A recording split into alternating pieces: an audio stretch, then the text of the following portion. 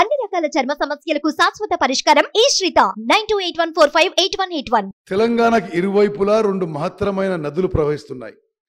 కృష్ణా గోదావరి రెండు నదుల మధ్య ఉన్న భూభాగం 100 మీటర్ల నుంచి 600 మీటర్ల ఎత్తున విస్తరించిన మెట్ట ప్రాంతం మనది. తెలంగాణ రాష్ట్ర భౌగోళిక విస్తీర్ణం 276 లక్షల ఎకరాలు. ఇందులో సాగు భూమి 167 లక్షల ఎకరాలు.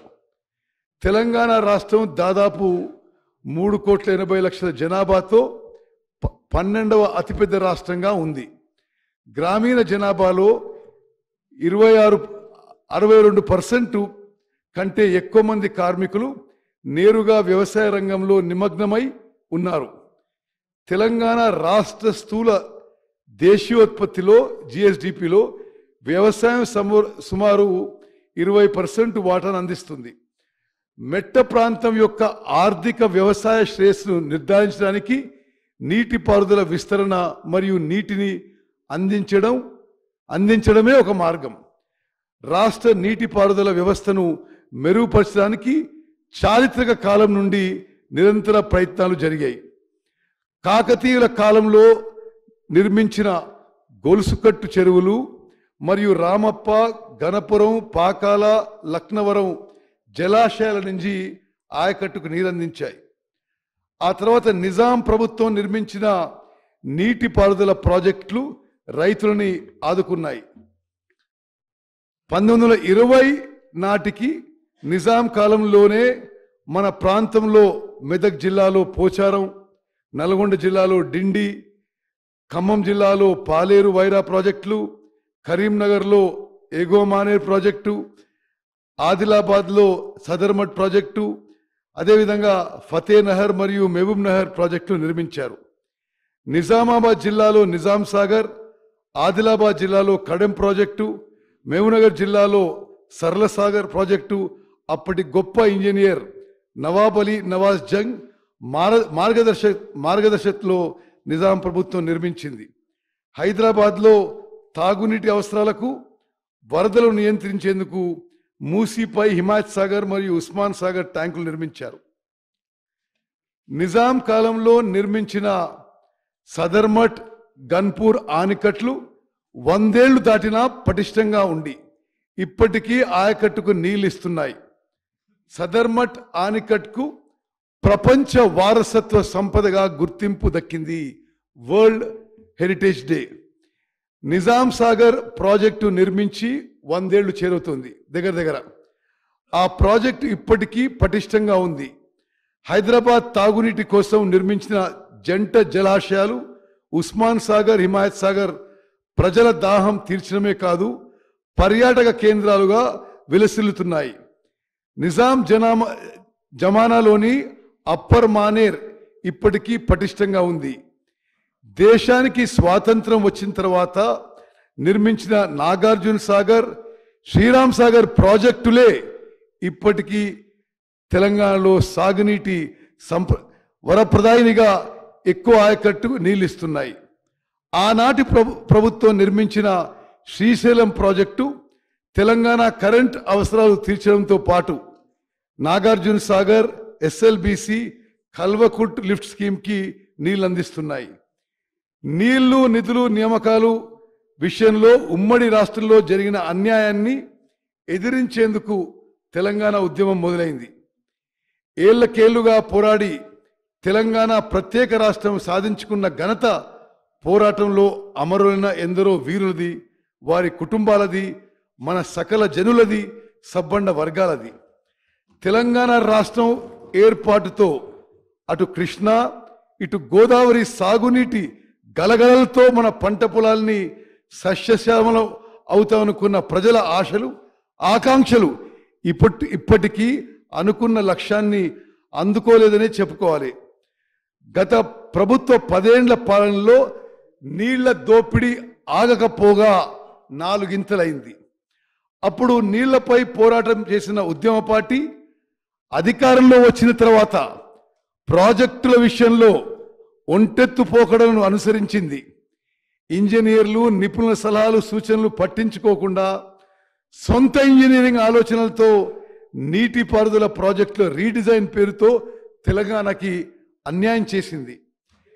కృష్ణా నదీ జలాల్లో తెలంగాణకు న్యాయబద్ధంగా రావాల్సిన వాటాలను సాధించటంలో గత ప్రభుత్వం విఫలమైంది.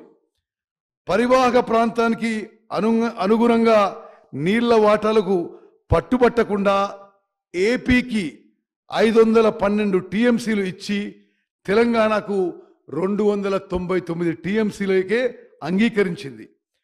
ఫలితంగా దక్షిణ తెలంగాణలోని ఉమ్మడి మహబూబ్ నగర్, ఉమ్మడి నల్గొండ, ఉమ్మడి ఖమ్మం, రంగారెడ్డి జిల్లాల రైతులకి అన్యాయం చేసింది.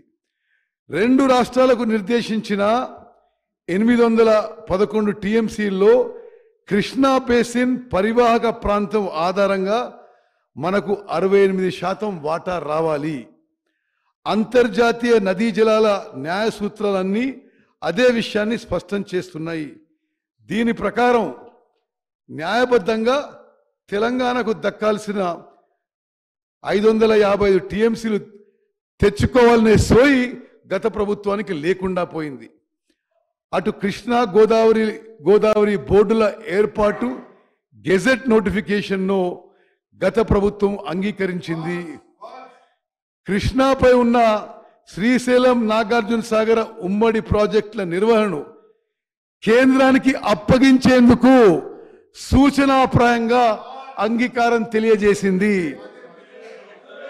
2014 జూన్ 2న రాష్ట్రం ఏర్పడినప్పటి నుంచి అధికారం నుంచి దిగిపోయే చివరి రోజు వరకు, అంటే 2023 డిసెంబర్ 7వ తేదీ వరకు వివిధ సందర్భాల్లో జరిగిన బోర్డ్ మీటింగ్ మినిట్స్లో అధికారులు రాసిన లెటర్లన్నీ అందుకు సాక్ష్యాలుగా ఉన్నాయి. ఇటు గోదావరి జలాలను ఎత్తిపోసేందుకు ప్రపంచంలోనే అద్భుతమైన ప్రాజెక్టులు కడుతున్నట్టు 1,47,000 కోట్లతో చేపట్టిన కాళేశ్వరం ప్రాజెక్టులో అత్యంత కీలకమైన మేడిగడ్డ బ్యారేజ్ 3 ఏళ్లకే కుంగిపోయింది. నిట్ట నిలువున పియర్లకు ఇప్పటికే పెద్ద పెద్ద పగుళ్లు వచ్చాయి. ఎగున ఉన్న అన్నారం, సుందిల్ల బ్యారేజీలకు బొంగలు పడ్డాయి. ఆ 2 బ్యారేజీలు కూడా ఇలాగే కుంగిపోయే ప్రమాదం ఉందని నేషనల్ డ్యామ్ సేఫ్టీ అథారిటీ హెచ్చరించింది. వీటిలో నీటిని నిల్వ చేస్తే మరింత ప్రమాదం అని సూచించింది.